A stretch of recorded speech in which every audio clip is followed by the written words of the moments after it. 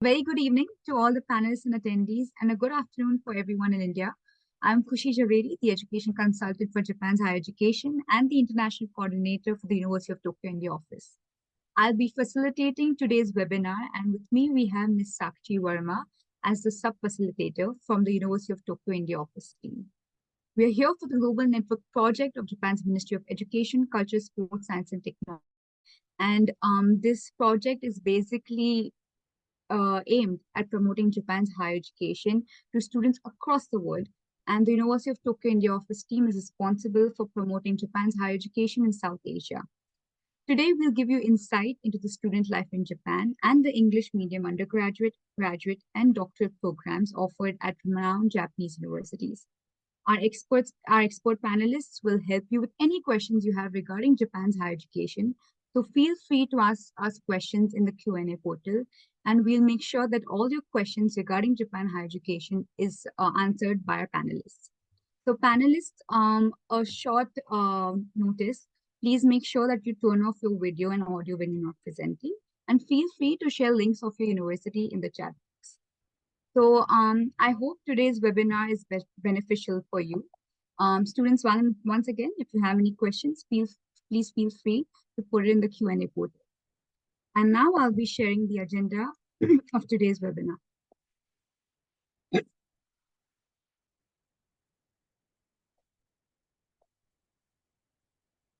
Please give me a minute.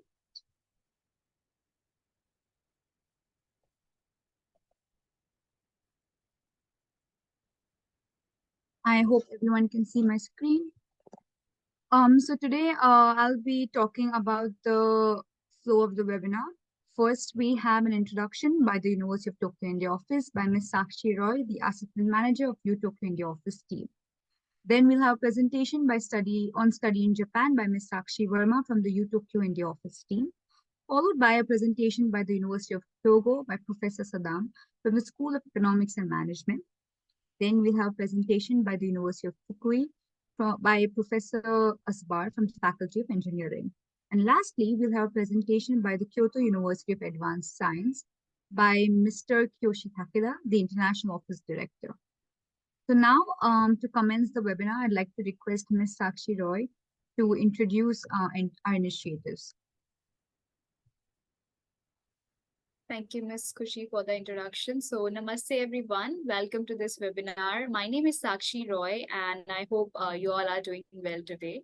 So, thank you so much for participating in this webinar and taking time out from your busy schedule to attend this webinar. It's a pleasure to have you all with us. So as for the introduction, please note that this program is hosted by the University of Tokyo India office and brought to you by MIX, the Ministry of Education, Culture, Sports, Science and Technology in Japan. And about our office, we are the part of Study in Japan Global Network Project in Southwest Asia by MIX, and we provide information on Japanese universities. We organize education fairs and seminars throughout India. So today we are going to have our 12th session of Study and Have a Career in Japan series 2023. And these webinars are basically designed to introduce you to some of the best Japanese universities. And in this, we'll be discussing the various program offerings and opportunities to study in Japan. So there will be 3 different Japanese universities participating in each session, national, public, and private universities. And all the universities are basically focusing to introduce English-based programs and scholarship opportunities that are offered by them. So I recommend all of you to please listen to each and every presentation very carefully, and I request you to please note down their contact addresses of respective universities, and then you can directly contact them in case if you have any questions.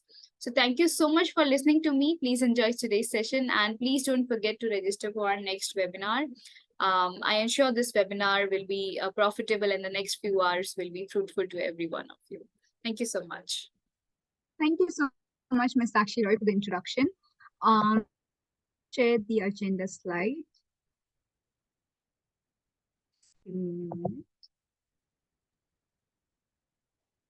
Okay. So now we'll have a presentation on study in Japan by Ms.Sakshi Verma from the University of Tokyo in the office team. She has studied in Japan and now she's working in Japan. So I believe her presentation will give you valuable insights into the life in Japan. So over to you, Ms. Sakshi Verma.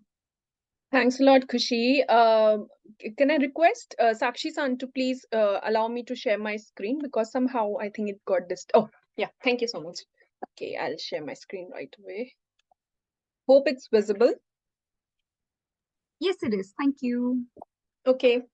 So, good afternoon, everybody in India, and good evening in Japan. This is Sakshi Verma, and I am going to talk about my experience of study and work in Japan. I was the alumni from Ritsumeikan Asia Pacific University, and I graduated last year in March 2022 from MBA. So let's begin. So, like a few years ago, I was on the other side of the screen. I was a student aiming to explore my life as a for my higher studies, and I used to participate in such kind of webinars and avail a lot of information. And I believe that kind of motivated me because, like, I used to talk to various the university representatives and yes, and now I'm here now as presenting my life, my experience in Japan with you. So I was born and raised in New Delhi, and I worked as a public relations coordinator with Japan Foundation for a year. And after that, I got a chance to work with Ritsumeikan Asia Pacific University again as a public relations manager. And after that, I went to Japan for one week, and I met a lot of Indian students. And like I told you before, I basically spoke to them, heard about their experiences, and that kind of motivated me as well to explore my life as a a grad student in Japan. So I entered in 2020 as a master student, as an MBA student at from Ritsumeikan Asia Pacific University, and I graduated last year.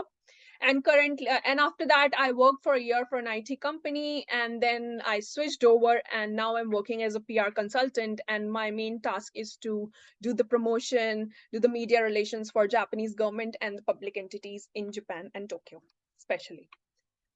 So why Japan? Why did I choose Japan? Of course, the first reason is of the safety. I like, especially in the northern part of in India, it's a little bit we think like we have to be very careful. As well as the parents are very concerned about the safetyness, so we have to be on time and our home, if even if we are going out hanging out with friends. But that I could but in Japan, to be honest, it's very different. It's very, very safe. I know because I'm talking from my experiences.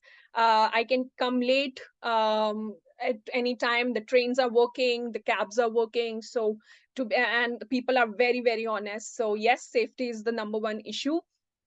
Second is about the living. Like if you come as a student, there are lots of scholarships you get.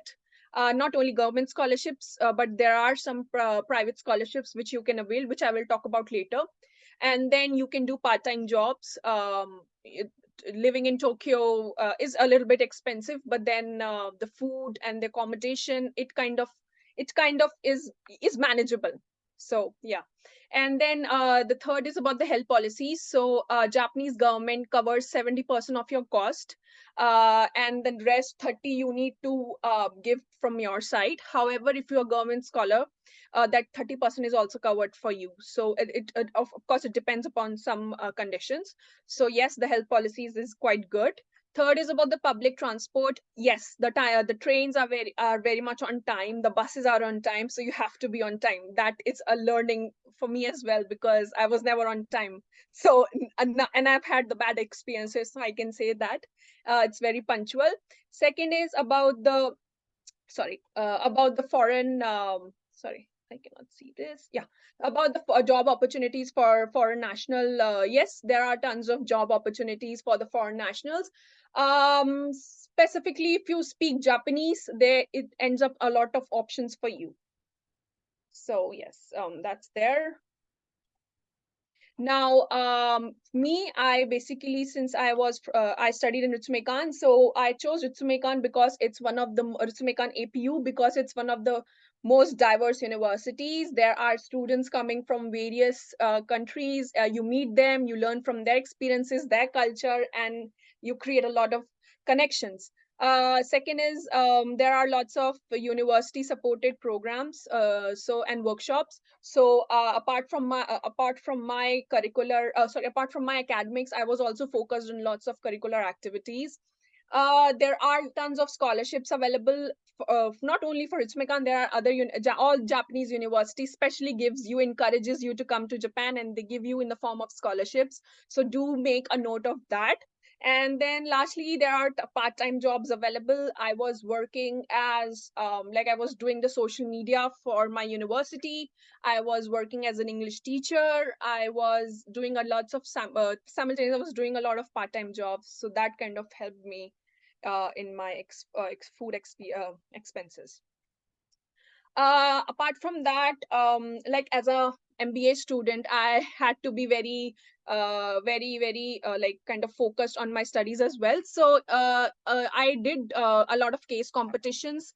That kind of helped me in building my self confidence, because you had to compete with the various universities. Like it's an inter exchange university competitions. Then the resident assistant. So I was a resident assistant. So you in your initial or your university years, you basically get to be your resident assistant if you feel that if that's a position for you, and where you can interact with lots of international residents, you make friends with them, you have parties with them, you have on floor parties. And this over here is a picture where I was a resident assistant and with my other colleagues, and we had a movie night in my dormitory. Here I was basically, like I told you before, I was doing other part-time jobs. So I was like being I was interacting with high school students over here. And like I said, I was also doing some helpful jobs for social media managing for my admissions office in university. So these are some photos I would like to share with you. Like here I am standing, my university had a photo of me being an ambassador of graduate school of Ritsumeikan, Asia Pacific University. So I was with the faculty and staff. Here I was enjoying a fun time, a dinner with my professors and my colleagues and my classmates here. So yeah, that's it. Life after APU. So of course we think about what's next after graduating from Japanese universities. So there are lots of career fairs and seminar which I encourage you to look if you want to continue your life after studies in Japan. So additionally, there are recruitment websites where you can find you can find jobs in Japan. So I would encourage everybody to kindly make a note of this, participate in career fair seminars, and go and look up for websites like daijob.com and World Gaijinport, and you'll definitely get a suitable job for you. And then so let me give you a little bit picture of Japan job market. Like you know that Japan is short of human resources, since it's an aging population. So they require a lot of international foreign staff.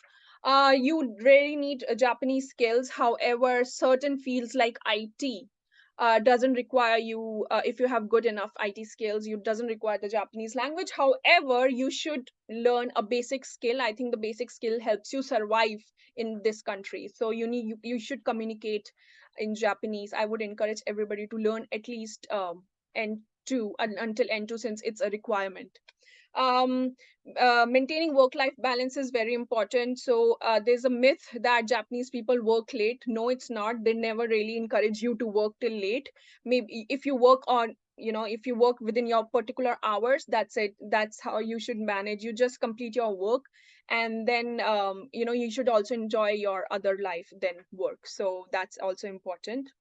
And I think that's about it. Thank you for listening, and I hope to see you soon in Japan. And please let me know if you have any questions on our chat box. Thank you so much, Ms. Sakshi, for the very informative and insightful presentation. I'm sure students have been encouraged to pursue their higher studies in Japan. And you very accurately mentioned that in universities in Japan, they don't only primarily focus on academics. It's a very holistic way of learning. They follow an interdisciplinary curriculum. So I highly encourage students to pursue their higher studies in Japan. And also because of the education in Japan is really affordable. So it kind of gives you a wholesome experience altogether. So thank you so much, Ms. Sakshi, for the presentation. Thanks a lot, Khushi. Thanks a ton. Thank you.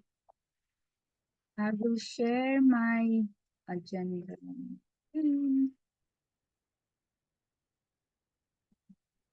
I hope everyone can see my screen. Now we'll go with the next presentation by the University of Hyogo. But before I hand over to Professor Khalid, I would like to talk a little about the university. So University of Hyogo is a leading public university in Japan. It provides a vibrant and diverse environment for students to learn and prosper in different realms. The School of Economics and Management offers an English program called Global Business Course, which offers great scholarship opportunities. The program includes internship opportunities, engaging seminars, and limited class sizes to ensure quality education. So now I'd like to request Professor Khalid to give us an insight into the university. So over to you, Professor Khalid.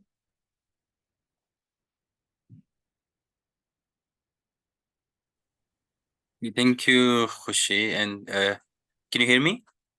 Yes, you're audible. And can you see my slides?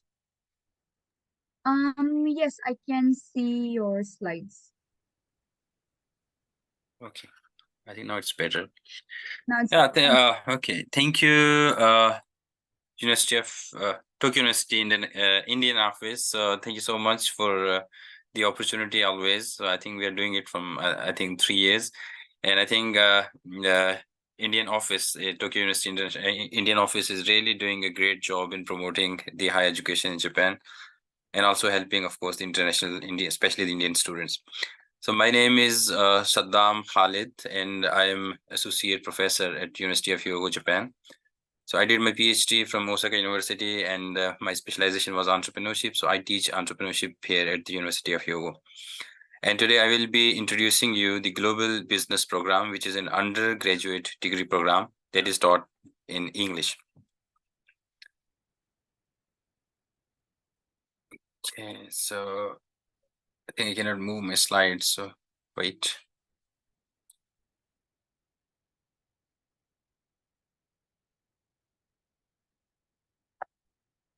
Okay, so we are actually located here in the Hyogo Prefecture. This is the geographical center of Japan. If I Professor Khalid, I'm sorry for interrupting. yes. Your presentation is lagging a bit. Okay, so can I You could start. wait? So can you see my slides? Yes, I can see your slides. Okay, so I'm not able to move. Okay, so now you can see, right? So you can see the slide of the Hyogo Prefecture, right? The Hyogo prefecture itself is not visible. It's fine. It's okay. We can just proceed. Not an issue. I'll share the links of the location of the university in the chat box. You can continue. No problem.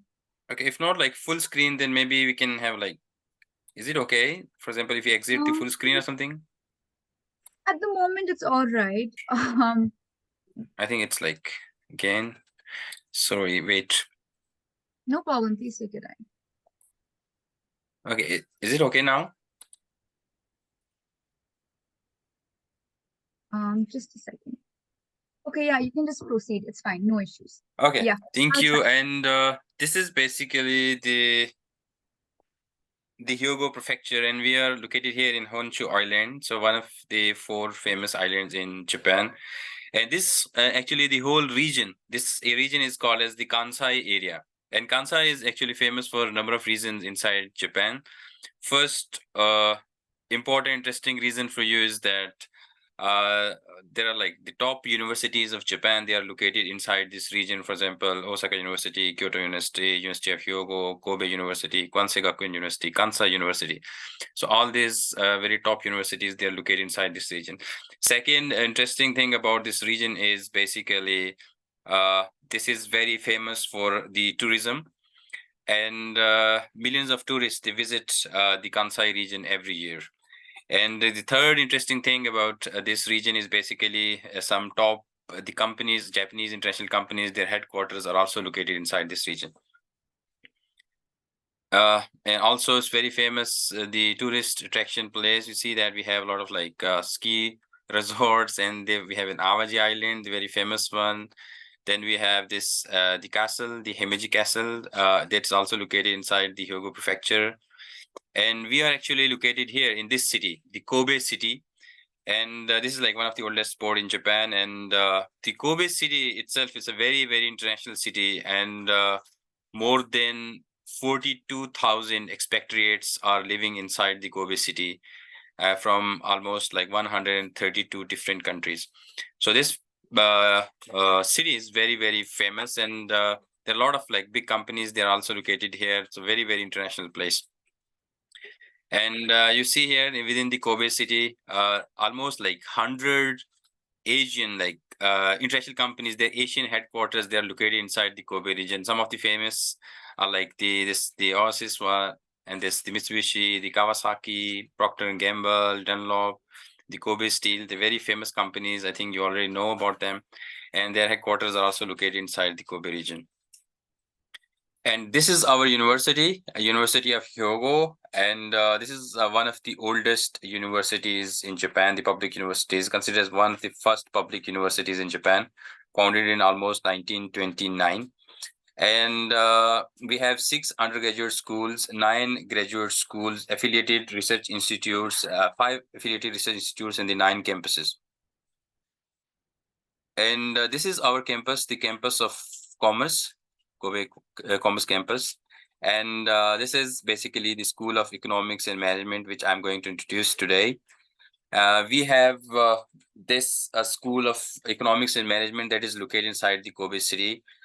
And we have 3 departments. One is the Global Business Program, which I will be introducing. And then we have Economics Department, and then we have the Management Department. You can see both Management and the Economics departments, they are taught 100% in Japanese.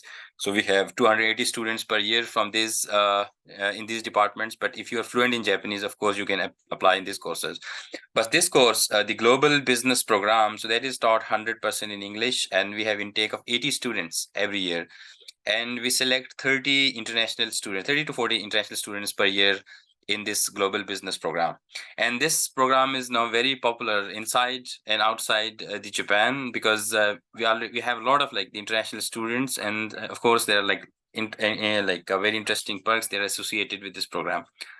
Let me explain you some of the features that are like about this program. And for example, the first thing is all the classes, of course, they're conducted in English. And if you're applying for example, the master's and the PhD, maybe it's easy for you to find a course that is like 100% offered in English, but especially in business economics, if you are looking for a 100% English language course for the undergraduate program, it might be difficult. So this is also one of the great features that we have. The faculty is also very international. We have the professors from Germany, from the US, from Taiwan, from Vietnam, from China, also from the South Asia. So there are a lot of like it's a very, very diverse faculty members, and a lot of international and Japanese students mixed together. Everything is in English. And then the second interesting thing about the GBC is basically the intensive Japanese language course we are offering for 4 years intensively. And this is very interesting because if you attend the very same course in a Japanese language school for a 1 year intensively, then maybe you have to pay almost 1 million per year. But we actually made the Japanese language school like classes the part of the curriculum. So now you can do it like a free of cost. And then basically the objective behind that is we want to prepare our students for the industry. And then another interesting thing is basically what we did is how we designed our classes. So we have actually come up with the idea of project seminar and the research seminar. So what we do in the project seminar, we have like 10 to 12 students in one project seminar, and then some Japanese Japanese companies, they visit us with some real world problems. And then we try our students with the help of their professors. So they try to solve those problems using the evidence-based knowledge. And then we have the research seminars, because we want our students to have some data literacy. So what we do is basically we allow the students in the second year to choose the professor of their own choice, and they can study with the same professor, do research with the same professor for 2.5 years, so that they have a good knowledge related to the data science or maybe the data analysis. So this is also the objective was to prepare the students for the industry. Another interesting thing, we have some courses like experience the Japan and Japanese culture. So there are students always visiting different companies, maybe the rural areas of Japan, so that they have like more insight about the Japanese culture. And we also help students to find the internships during their vacations. So this is also because the internships are considered as one of the HR practice. This is the proxy for the real job. So what happens that the students, they can like maybe make connections within the companies, later they can get some jobs. So these are some of the interesting features of the GBC program. This is the course outline or the course structure of the GBC. If you can see, we have the first year we are actually offering the very basic courses. You can get some glimpse of basic management, marketing, HR, finance, and of course the Japanese culture. And then the second year we are offering more advanced subjects like the macroeconomics, intermediate subjects like strategy management, international marketing, international culture communication. And then third year we have advanced subjects like the development and maybe public economics and the entrepreneurship studies. And the fourth year we have you have to submit your graduation thesis. So in the second year you will be starting first year I think you will be starting your project seminars. Second year you will starting your research seminars, and they will be continuing for second and third year. Your research seminar will continue from second to the fourth year, and then finally you have to submit your final thesis. So this will be the overall course outline for the program. And here you can see we have the professors from different faculties, from in economics, management, marketing, HR, finance. So if you want to choose your specialization, if you want to do your research for 2.5 years in, for example, finance or the marketing or the HR, so you can choose the same professor and you can work with the same professor for a very long period of time. And then we have this intake. You can see we have students from different countries: 2019, 20, 21, 22, 23. Students from South Asia, Southeast Asia. We have students from East Asia. We have students from Africa and India. So here you see India. So in 2019 we had one student got selected. 2022 2 students got selected. 2021 4 students from India got selected. In 2021 no students could be selected from India. And then 2023 we have like one student. So of course this program is very competitive because a lot of students from different countries, they apply for this program because this is very interesting for them with the four-year fully funded scholarship. And then the good thing is that we have our first batch that is graduated from which of the GBC, and the topper, the student who had the highest GPA, and she was also from the India. So Indian students are really doing well. So we are really looking forward to select more students from the India this year. Degree awarded will be Bachelor of Economics. And you see here, these are the departments. So the degrees, for example, this is very abstract and general in Japan. So the whole department is the economics department, but within that you can choose the specialization, like finance, the HR, marketing, and all that. So it does not mean that if it's written on your degree that you're Bachelor of Economics, so you only need to do something related to core economics or something. So you can choose whatever you want to do within the business domain. And now the important question is how to apply. So as I explained, limited to 30 international students from all over the world. So this is the eligibility criteria. So individuals who have completed a 12-year curriculum of school education in a foreign country or have an equivalent education as specified by the Ministry of Education Japan. So we need English proficiency certificate, which is also not very high. You can see the IELTS 5.5 and TOEFL is 72. We select the students are selected based on their application materials, and the interview will be conducted in English either locally or online. These are the important documents you have to submit. First, the application forms, then application essays, then certificate of academic transcript, then English proficiency, your certificate, and then letter of recommendation written by the academic advisor, or other necessary documents. So and most important thing as a professor, I would tell you that the most important document here will be your the application essays, because they will be marked by the professors and they're very important. You will be asked very general questions about your life, and your experiences in your high school, and then maybe you have to write it down by yourself, and then the professors are going to mark you. There are some grading for these essays. So if you are submitting the application, so please submit your essays very, very diligently. And this is the international applicants residing outside. This is the deadline. Application period is basically December 1st, 2023 to January 8, 2024. So all the students, please, if you are applying, so maybe you can take a screenshot of especially this slide. An interview will be in February 2024, and the results will be 2 to 4 weeks after the interview. Now the important parts, maybe you will be waiting for this part, especially the scholarships. So let me now introduce the scholarship. So we have one scholarship that is called the MEX scholarship. So that is fully funded by the government of Japan. And maybe I think you have some idea about the MEX. This is a program created by the Japanese Ministry of Education, Culture, Sport, Science and Technology with the aim to increase the number of higher performing international students studying in Japan. And there are like two ways to apply for the MEX. One is through embassy recommended, and the other way is the university recommended. So I applied through the embassy recommended. So embassy recommended is like a little competitive, but university recommended is I will not say it's not very competitive, but maybe much easier than the embassy recommended. And there are like only few universities that are selected for this university recommended scholarship. So for this scholarship, we have the full 4-year scholarship and the 8 international students. We select 8 international students for this program. And this is a fully funded scholarship, including your tuition fee. So this is how it is. For example, your application fee, your admission fee, your tuition fee, your monthly grant of 120,000 per month, and then your return flight ticket, everything is included in this scholarship. So this is like one of the best scholarships. This is kind of a Fulbright of Japan. So this is very, very competitive scholarship. And then for this GBC program, we select 8 students every year. But this time, because this scholarship is basically the government actually has given to almost, I think, only 8 universities until now, and we are one of that university. But we have to apply for the approval maybe after like 1 or 2 or 3 years.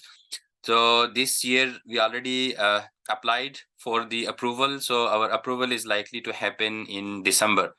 So at this stage, I'm not confirming the max scholarship for everyone, but I mean, this is the part of the procedure, but I hope so that we'll get our approval in December. And then this year also the students will get the scholarship.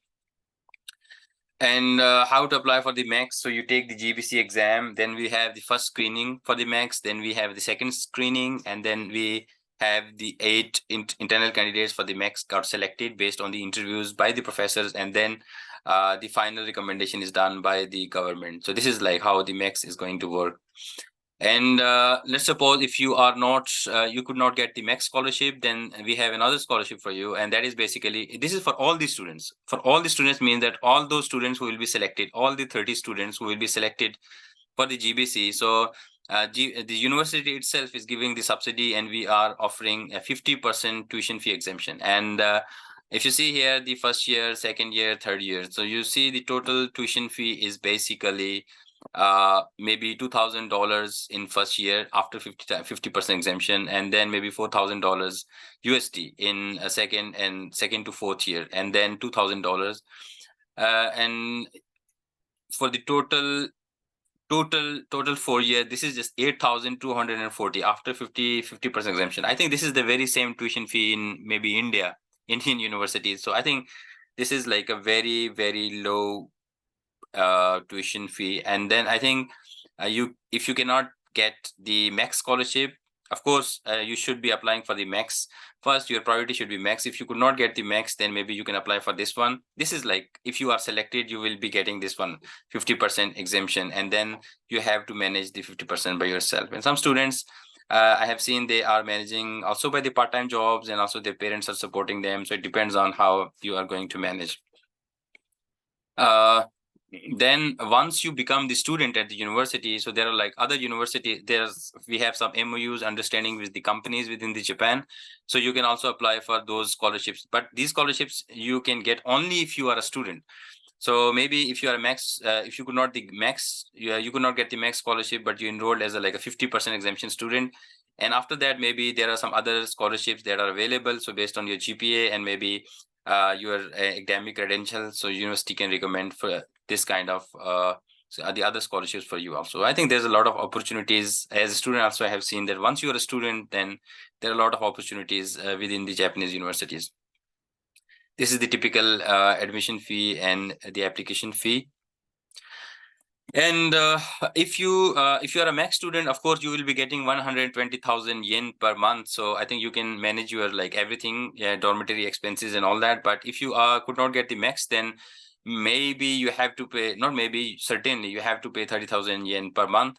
And then these 30,000 per month, maybe you can manage by your part-time job, or maybe you're allowed to do like 28 hours per week. So maybe you can manage, or maybe if your parents can support you, then of course that will be the best thing. And then this is our international dormitory where you have to live. As you can see, it's like a very it's a new building, and this is like located inside the university. And here I want to explain the very thing. So that was basically the design of this dormitory is very creative. And what we did is that we have like 3 units in one. We have 1 unit and 3 rooms, and within 1 unit, so usually like there are like 2 international and 2 Japanese, or 1 international, 2 international, 1 Japanese students they are living. So, and your kitchen is shared, but your rooms are private. So this is like the why we did that, because if you want to learn Japanese from like a Japanese student, so you can learn, our Japanese student want to learn English from you, or maybe you can exchange the other things, also to promote the diversity within the university. So I think it's a very interesting way of like enhancing the communication with among the international students. This is the dormitory, the lobby, the dining room, the global exchange office, and the living room. We have this kitchen, bath, everything. And then each room is each room is furnished with closet, air conditioner, lamp, bed, curtain, desk, and chair. And Professor, here, yes. I apologize for interrupting, but as we're running out of time, could you please kindly conclude the presentation? Yes. So this is like all about the dorm, and we have these social activities here. And if you want to participate, for example, we have circles and the clubs, and if you want to have some maybe judo, karate, whatever, and all that. So if you want to participate in these extracurricular activities, you can also participate. Yeah, so this is all for my presentation. Thank you so much. And yeah, if you have any questions, you can also send email to us here. And you can also reach us through Instagram, Facebook, and these are the QR codes you can scan. And if you have some question related to the admission, you can directly send the email at this the email address you can see on the screen. Yeah, thank you so much. Over to you, Kushi. Thank you so much for the very detailed presentation. I'm sure students have been more encouraged to pursue their higher studies in your university, and especially because of the wonderful scholarship opportunities for international students. I really hope students who are interested in business, management, and economics apply to your university. So thank you so much, Professor Khalid, for the presentation. Let's quickly go to the Q&A portal and check a few questions regarding Hyogo University. So if you don't mind me asking you, do you mind me just choosing a couple of questions and asking you? Yeah, please. Yeah, okay. Is GLPT certificate required to get into Hyogo University? No, for this program, so there is no need of JLPT. Okay, thank you. And as you might know that most of the English programs in Japan, they usually do not need TOEFL or IELTS score if the medium of instruction in school was English. So how about in University of Hyogo? Can it be waived? I think we had this rule before, but I think recently, I'm not sure. I think the international office can answer this question. So Nagasaki-san, if he's here, yes. So is the TOEFL or IELTS is exempted for those students who already studied from a school where medium of instruction was English? If they study in 3 years at the high school, if the teachers can prove that their medium is English, we can accept. But they have to prove that their school is medium of English. Okay. So if you are studying in a school where medium instruction was English, and then you get kind of a letter or supporting letter from your professors within the school, or from the school headmaster, or maybe the principal, then you can just submit. I think that will be approved. Yeah. So, and I think India there's no, because most of the schools, right, the medium instruction is English. So I think there's no issue, right? Yes, but we recommend that it's better for students to prepare their English proficiency score. It could be better for us to check their ability. Yeah. Yeah. Thank you so much, Nagasaki-san and Thank you. Professor Kapil for answering the question. One last question. Are you sure all students can get 100% scholarship in University of Hyogo? Because I think some of the students are skeptical. As Okay. to So for the MEX scholarship, this is the most famous scholarship in Japan. So this is like 100% scholarship. But we select 8 students for this scholarship.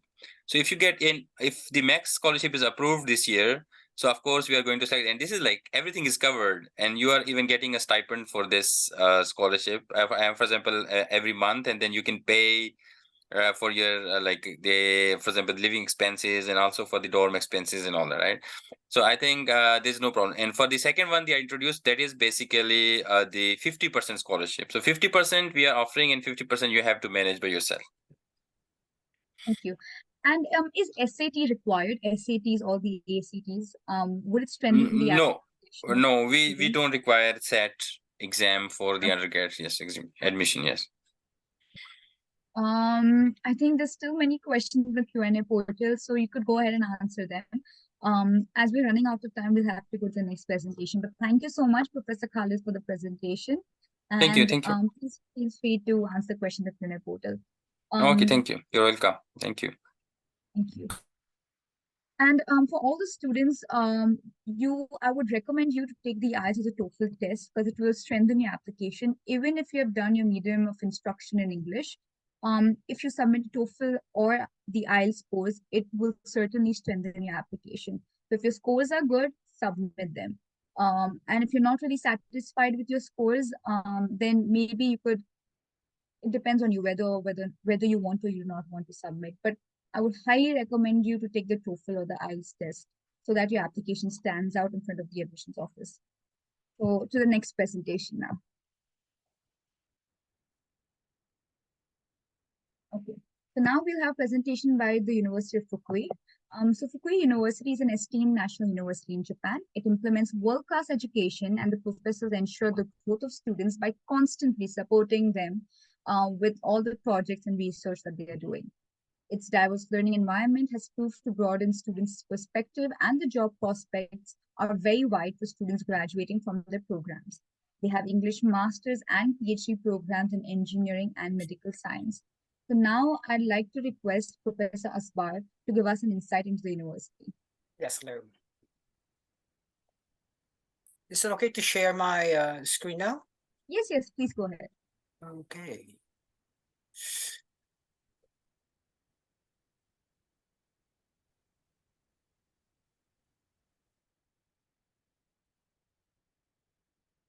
Can you see it now?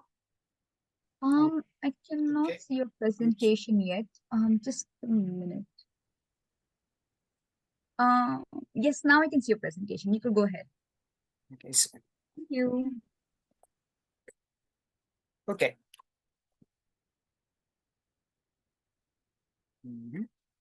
Okay, namaste everyone. Well, first of all, I would like to thank the organizers for giving us the opportunity to introduce our university to young and smart Indian students. I am Joel of University of Fukui, and for about 12 minutes, so 15 minutes, I'm going to talk about the School of Engineering and Graduate School of Engineering of University of Fukui, of which I belong.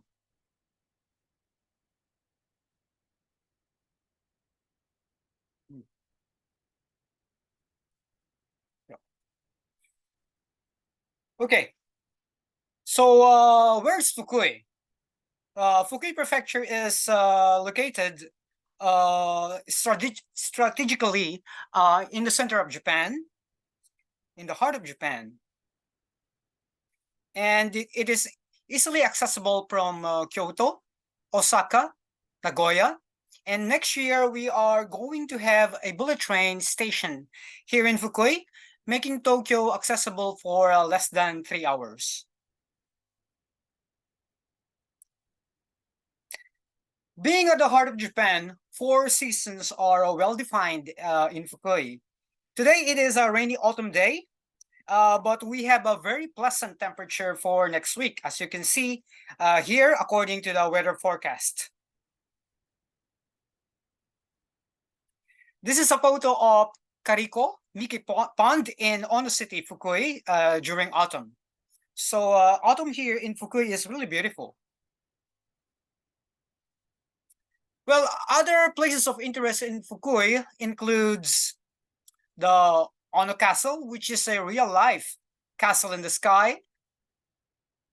Tojimbu Cliffs, which are rock formations sculpted millions of years ago by nature. Ichijodani, which is a castle town of 15th century warlords. And yes, Fukui Station. This is actually Fukui Station with its open air exhibit of Fukui dinosaur. Fukui Prefecture is actually home to Japan's most prominent dinosaur fossil discovery site and houses one of the world's largest dinosaur museum. Now, regarding our university, University of Fukui has 3 campuses. Matsuoka campus, housing the medical sciences. Bunkyo campus, housing the education, engineering, as well as global and community studies. Suruga campus, housing the Research Institute of Nuclear Engineering. All in all, we have 4 schools of undergraduate programs, namely education, medical sciences, engineering, and global and community studies. And under engineering, we have 5 departments, namely mechanical and system engineering, electrical, electronic, and computer engineering, architecture and civil engineering, material science and biotechnology, and applied physics. As the largest school of engineering on the west coast of Japan, we offer, yes? Sorry for interrupting you, but we cannot see your full screen. Could you please, it's better. What about this one? No, this, What about this one? just a minute. Okay. I think both of them are a little blurred. Can you zoom out a bit? Zoom Out? Zoom out. Okay, let me see. How can I zoom out? Yes, much better. A little more possible. This one? Zoom out or zoom in? Zoom out, zoom out. This is zoom out. No, just a second, just a minute. Maybe if you could reshare your presentation, that might be better. This one? I'm sorry. What about this one? Not yet. Okay. Sakshi-san is how, Sakshi Verma-san, what do you think? I believe. Excuse me. This is no problem. This is perfect. Please continue. Is it all right? Yeah, all Actually, right. Please continue. What about this slide? Can you see this clearly? I can see the slides clearly, doctor. Okay, now it's fine. Now it's all right. It's all right? Okay. Yeah. Sorry for that. So as I was saying, as the largest school of engineering on the west coast of Japan, we offer a wide range of courses and programs, as you can see here. In our department, in electrical engineering, electrical, electronic and computer engineering, we have electron devices, hybrid car, security, laser, mobile communication, network, voice processing, image processing, games, computer graphics, database, and et cetera, et cetera. And we are sure you can find something that will interest you. For the Graduate School of Engineering, we have the master's and the doctoral programs. Incidentally, we have also these programs, the GEPIS and GEP for R&D. GEPIS is a 2-year master's program, and the GEP for R&D is a 3-year doctoral program. Both programs provide opportunities for international students to study advanced engineering with English as a primary language. For the last part of my presentation, I will talk about my laboratory, the Electron Device Laboratory. In our laboratory, we are working with the so-called gallium nitride-based devices, particularly argon-GaN HEMPs. Well, compared to the conventional semiconductor silicon material, silicon devices, because of desirable intrinsic properties of gallium nitride, shorter devices with lower resistances can be fabricated, leading to a lower loss or lower energy loss for these devices. Well, in simple words, we can say that gallium nitride-based devices are energy efficient, earth-friendly devices. Among Japanese institutions for the past several years, our university is one of the top institutions in Japan in terms of published papers on argon-GaN HEMPs. This is in spite of the fact that our laboratory is relatively, should I say, small, compact. And actually, as of now, we just have 6 graduate and 3 undergraduate students. So that is only 9, total of 9 students. This is a photo of some of my students. And we also actively joining international conferences. We have been joining conferences all throughout Europe and America, as well as, of course, in Asia.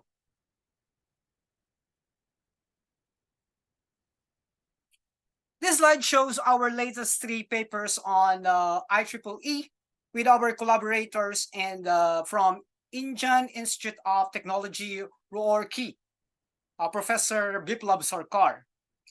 And 2014, Nobel laureate in physics, Nobel Prize winner, Amano Sensei of Nagoya University. Well, Professor Sarkar is now in Nagoya University and will visit us in Fukui next month, November.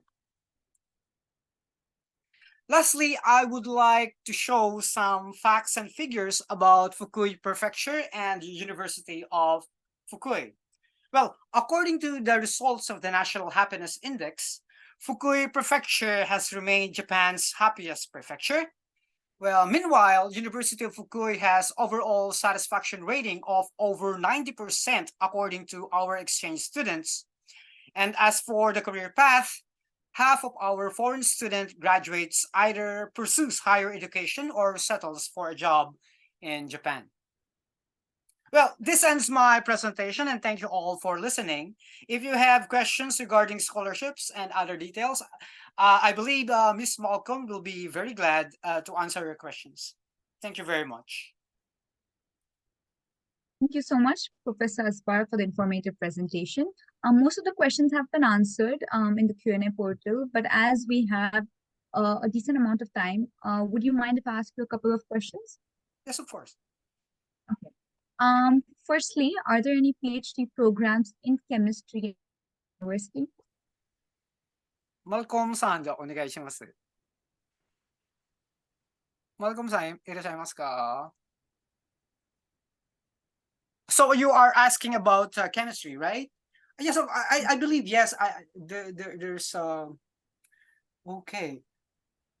Yeah, physical chemistry. I believe there's a physical chemistry in our engineering department. I'm not sure about chemistry though.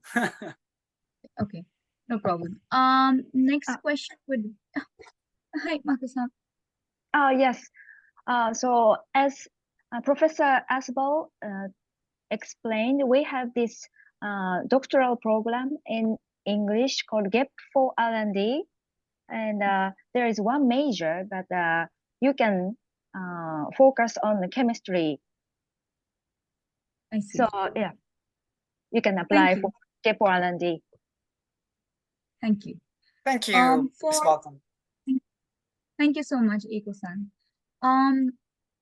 Are there any internships offered by Fukui University? So if a student is studying at Fukui University, can they engage in projects or internships? Are there any opportunities like this in Fukui University? Yes, you can apply for internship programs, but currently we don't have any program specifically for international students. So you can apply as other students with Japanese students. But if you consult with your advisor, like a supervisor, and you may find a good company or any institution that you can apply for.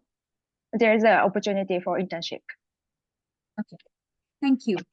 And are there any opportunities for students who want to study civil engineering for their masters at University of Fukui? Yes, we have a civil engineering department. Okay. Both masters and doctoral program. I see. Thank you. And regarding the scholarships, does University of Fukui provide university recommended MEC scholarships? Yes, actually we have only 2 seats for each year. And yeah, we are currently doing we are collecting applications from candidates. And can students be considered for the university recommended scholarship after enrollment, after the application procedure? When can students apply for the university recommended MEC scholarship? Well, there is only the application period is only before the enrollment. So after enrollment, there are many opportunities to apply for other scholarships, such as Monbu Kagakusho honors scholarships and private foundations. And also, we just started our new scholarship. This is our International Students Alumni Society's recommendation. So unfortunately, we don't have a alumni branch in India at this moment. I see. Okay. I think that answers the question. Thank you so much, Eiko-san and Professor Asbar, for answering all the questions. I'm sure your presentation has given students an insight into University of Fukui. And I Thank hope you very much too. University. Thank you so much. Thank you very much. Thank you. And for students who want to apply for the MEC scholarship, the applications will start in March 2024 for 2025 enrollment. So please check the Embassy of Japan's website very regularly, because the application guidelines will be uploaded soon. So thank you so much. And we'll proceed to the next presentation. First, I'll share my agenda.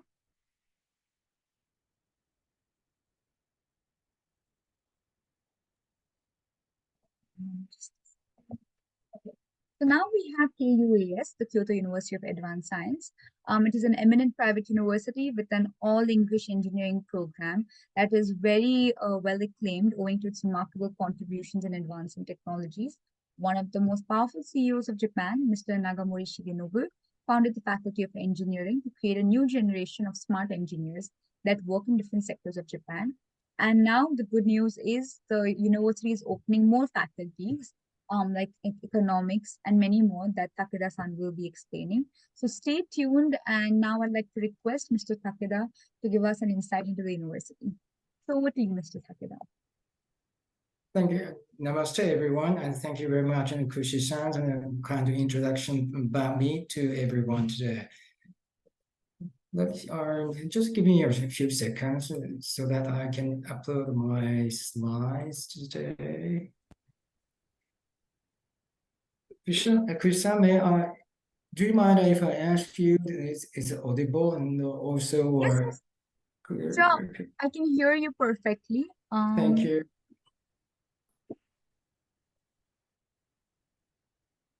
I'm just enlarged my slides, and I think it's perfect. Yes, perfect. Thank you. Thank you. Once again, hello, namaste, everyone. My name is Takeda, and I work as the International Office Director of Kyoto University of Advanced Science.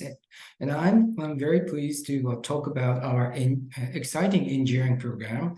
Like Kushi-san made an introduction and about our engineering programs. And this is good news for you, is that this is international programs that is conducted entirely taught in the English language, not in the Japanese language. So you don't have to be concerned about your current Japanese language proficiency at all. Okay, so let me talk about our beautiful cities, our Kyoto. And Kyoto is the most beautiful cities in the world, according to the new U.S. news magazines. And back in 2021, our U.S. news magazines selected Kyoto as the most beautiful city in the world. This explains how beautiful Kyoto can be for international students as well as international travelers, as you see here. And as our students in Kyoto, you see all these traditional beautiful shrines, temples on a regular basis, literally on a daily basis. And if you are concerned about the salary for engineers, I'd say Japan is the best place for engineers in terms of annual income, as you see on the slides. Even if compared to Singapore, Hong Kong, Japan is still the best place for engineers in terms of annual income. And let me talk about Kyoto University of Advanced Science itself. It was founded in 1969. It has 3,600 students. It's a Japanese. It's really important for you to understand that KUS is the Japanese central government accredited private universities.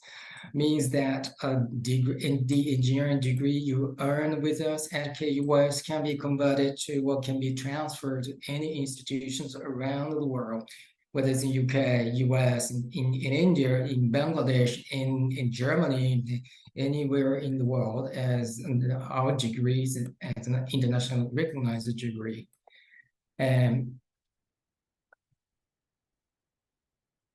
And I'm very happy to share with you the current number of international Indian students who enrolled on our undergraduate programs.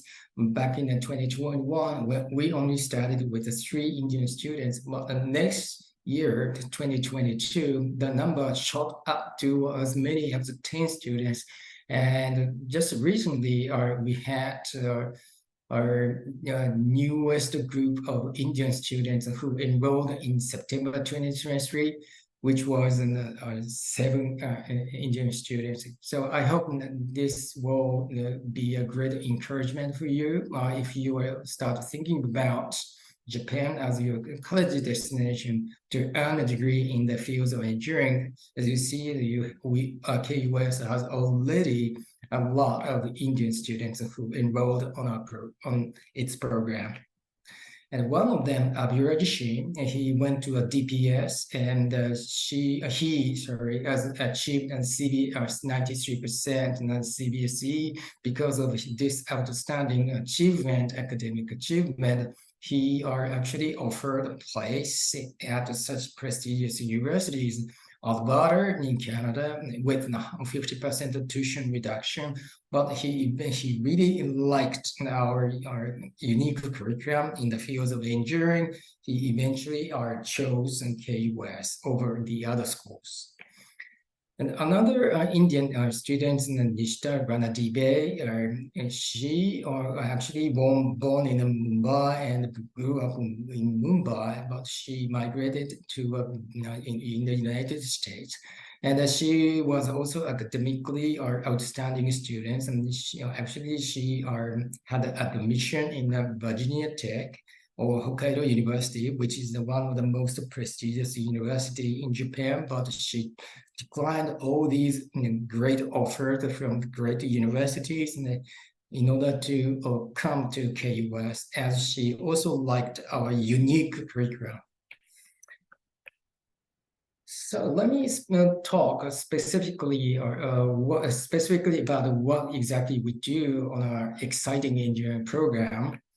So to make a long story short, unlike some other or traditional engineering schools around the world, KUS are given opportunity to students who are given great opportunities to learn computing and data processing and mechanical engineering, electrical engineering, all combined in one big package. More specifically speaking, unlike traditional engineering schools, as our students, they don't have to choose one of these. Actually, on our program, our students needs to understand and actually learn all of these important engineering academic components in one big package, which actually really sets us apart from other engineering schools. And not only that, every time I speak to parents and students and high school teachers in India, they are so concerned about an internship. So KUS decided, amazingly, our KUS decided to incorporate intensive internship programs into a regular engineering curriculum that obviously comes within the regular engineering curriculum, and where students are actually start working closely with professional engineers while still in college. And they work closely with the professional engineers over 2 years, not just 2 months, not just 2 days. Actually, our students are gonna have to work with the professional engineers that are currently working in the industry in Kyoto for over 2 years. And this is good because while still in college, you can showcase your ability, aptitude, knowledge, the skills that you earned with us and to future employers on this curriculum, and while still in college. And quality-wise, and I'm happy to share with the facts about partnership programs with other fascinating universities around the world. Kyoto, KUS is a partner with the University of California, Irvine, the Ohio University, Tufts University, and University of Technology, Sydney. And also, we are really proud to share with you, specifically with the Indian students, that KUS has launched a discussion with the Indian Institute of Technology, Karampur. The reason is, we consider each other of the highest quality of engineering education in the world and providers in the world. So in other words, you can expect the same or highest quality of engineering education at KUS that you would expect from these world's finest universities. And this is a picture taken from our current engineering classes. As you see, you can see all our students are from diversified culture, different cultures, different cultural backgrounds, I should say. And this is the pictures taken from our beautiful facility, state-of-art facilities, and I hope you like them as a student in person here. Okay. And not only that, within the regular curriculum, you can learn the Japanese language also in a way that is going to help you linguistically for a greater job opportunity after graduation with the Japanese companies. And we do have a beautiful international dormitories also, as you see here, and very clean and decent and hygiene. And in Kyoto, even international students can work up to 28 hours part-time job. And there are a lot of club activities going on the campus.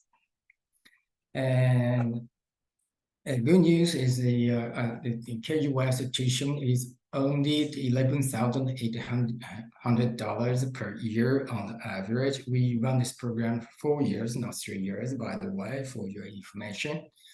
And as you might have noticed, $11,800 for a private institution is almost at the most affordable tuition levels around by the world standards.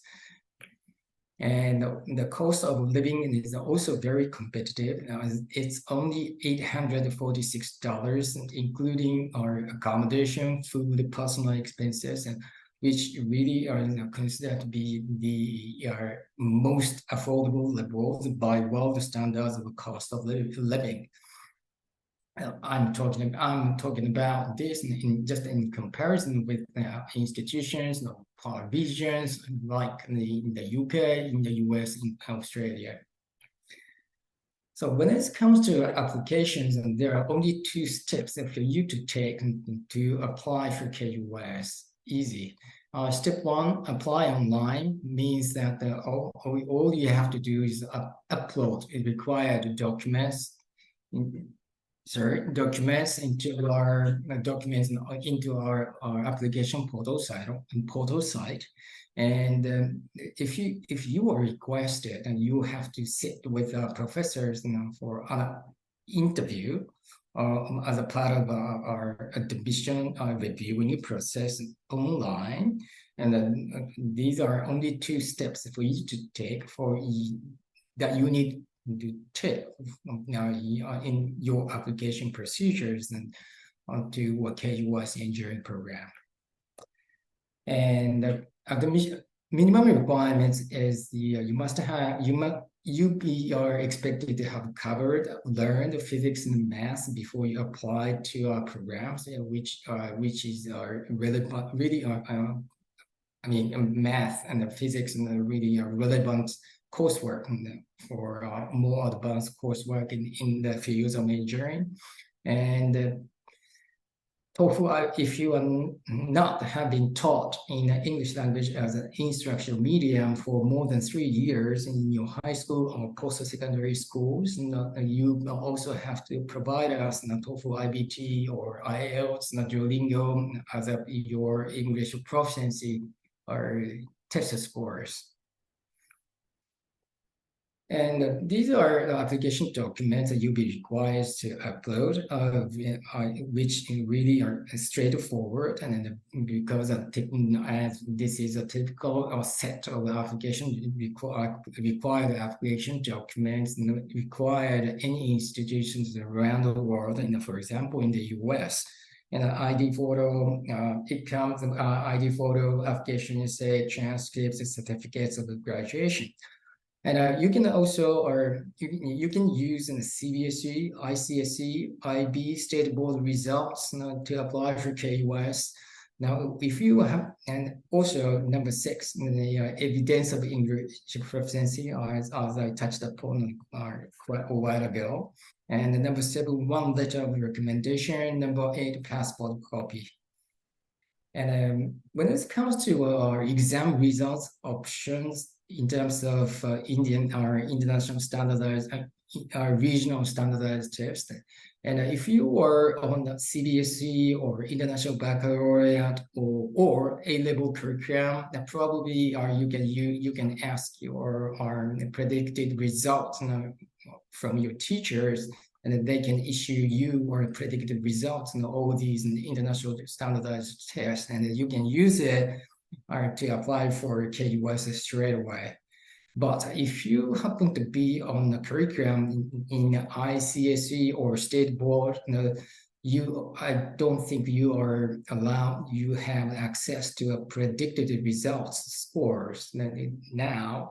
So you need to wait for your official results, either ICSE or ICSE or state board, and before you apply to KUS.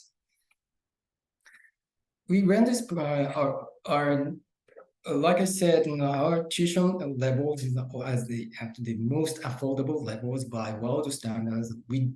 We do also have our great scholarship programs for academically outstanding students, and in the form of tuition reduction. And it may come in the form of 50% tuition reduction or 100%. It all depends on your academic qualifications.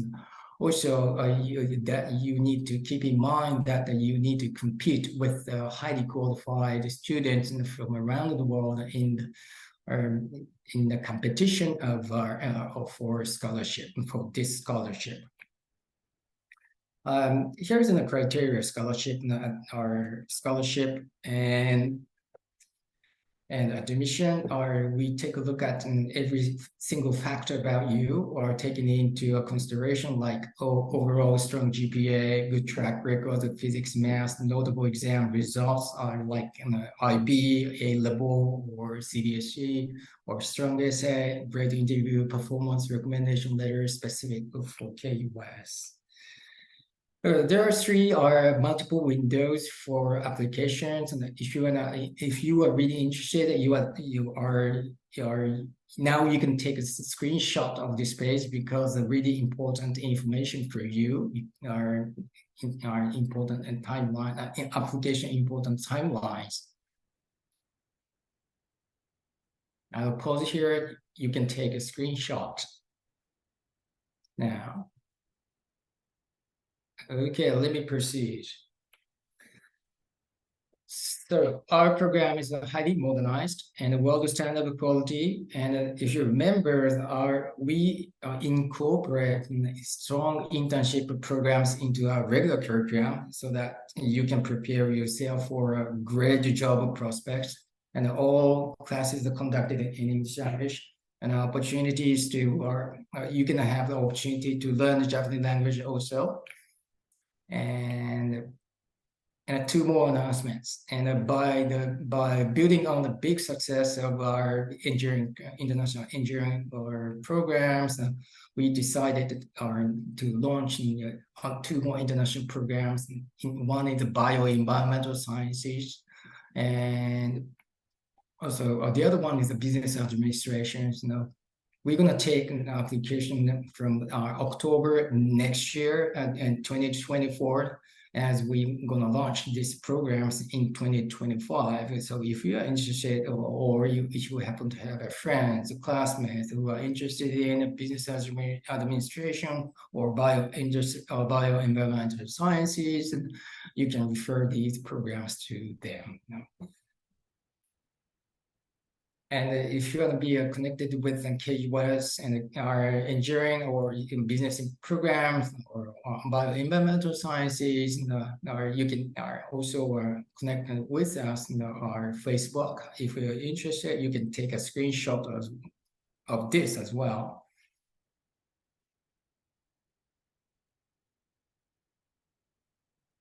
Okay, if you have further concerns, email concerns and questions, you can always you are more than welcome to contact us at admission@kus.ac.jp, admission@kus.ac.jp, or you might be interested in taking a screenshot of this as well. Okay, thank you very much for everyone, and I let the floor open to your questions. Thank you. Thank you, Takeda-san, for the very comprehensive presentation. There were a couple of questions in the Q&A portal, but most of them have been answered. But as we have a bit of time, if you don't mind me asking you a few questions, could I go ahead? Okay. Starting with, you mentioned that there were 3 application periods. So for example, does it matter which application period does the student apply in? So are there more chances the student applies for the first or the early entry, or are there more chances of the student getting a scholarship if he or she applies in the regular entry? Could you give us a little bit Sure. of information on that? Okay. Yes, I'm more than happy to take that question with slides being shown here. And yes, and I was kind of rushing through this information, and I'm going to have to slow down a little bit to talk about this with taking that question also. So we have yes, like Kushi-san is saying that we have 3 multiple windows: early, regular, final entries, and the one is started October 22nd, 2023, and the next one starts on December 1st, 2023, and the final entry will start on February 5th, 2024. And you can keep in mind that all these multiple windows goes toward the same intake period, which is 2024 September. And to address Kushi-san's questions about if there is any differences between these multiple windows or application windows, my answer is there isn't any differences in terms of admission rate or admission or also our sort of scholarship provision rate. There isn't any differences between these 3. So it's really up to you, or when you wanted to apply for our programs. If you are, it's really up to you whether you are really are prepared your complete set of application documents. Then you can jump in early entry, and if you think that you might have been late, too late, and to apply for early entry, then you can start considering regular entry. Even if you missed out on the regular entry, you can still have another entry, which is final entry. Thank you so much for answering the question. And one last question. You mentioned that for the business administration program that will be launched, I think, next year, Right. the requirement is math and economics.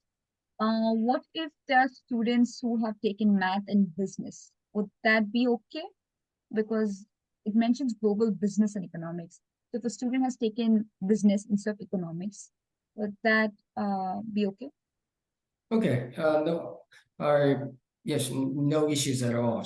As long as the students are either have taken math or economics, or he or she will be completely eligible to apply for this program. Thank you so much, Takeda-san, for answering the questions. I hope students are motivated to apply to your university. And everyone, please keep in mind that the first entry, the early entry, will end on 27th October. Please make sure if you're interested in engineering for bachelor's, hurry up and visit the website and apply to the university as soon as possible. Thank you so much, Takeda-san, for answering the questions. And please feel free to share the links of the university in the chat box. Thank you. Thank you very much for everyone, and thank you very much for Kushi-san. Thank you so much, Takeda-san. I will re-share the agenda. The webinar, the presentations for all the universities have ended, but before we end the webinar, I would just like to tell all the students that most of the application periods have already begun, especially for bachelor's programs. So all the high school students who are attending and the parents of high school students who are attending this webinar, please hurry up, collect your documents, whether it's the transcripts, the SATs, ACTs, English proficiency scores. collect all of these documents and start applying to the universities. Please visit the webinars conducted by the University of Tokyo in the office. You can check the recordings as well. It's in the chat box. So please visit the links. Universities like KUAS have already begun their application period.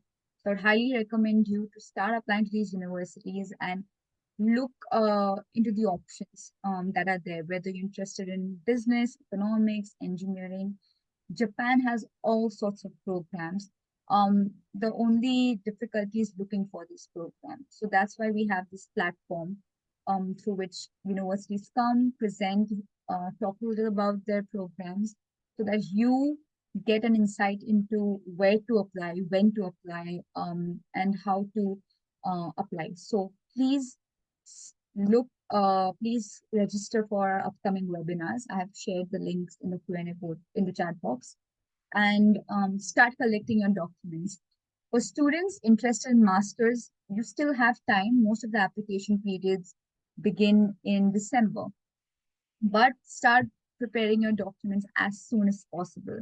And for students who are interested in 2025 enrollment, and if you want to come to Japan with a 100% scholarship, the registration starts in March. So start collecting your documents the end of this year, so that it fastens the whole process.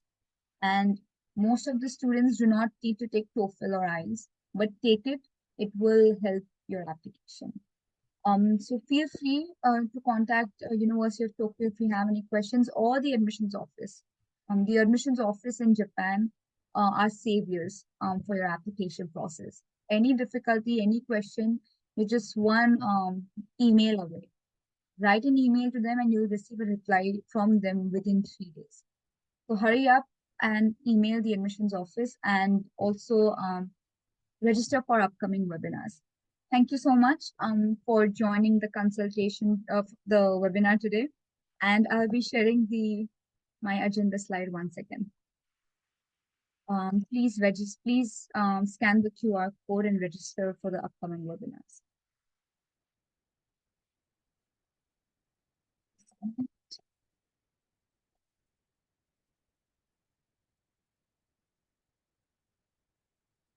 This is the QR code. You can access our previous recordings and register for the upcoming webinars through this QR code. You can also check us on Instagram. We usually keep all our audience updated with all the webinars. So follow us on Instagram and register for upcoming webinars. Thank you so much, and good luck to everyone who plans to come to Japan in 2024. Thank you so much to all the representatives of the university for taking out time to talk about the universities and programs. We look forward to your participation in our upcoming webinars as well. Thank you, and thank you to the University of Tokyo and the office team for their time and effort.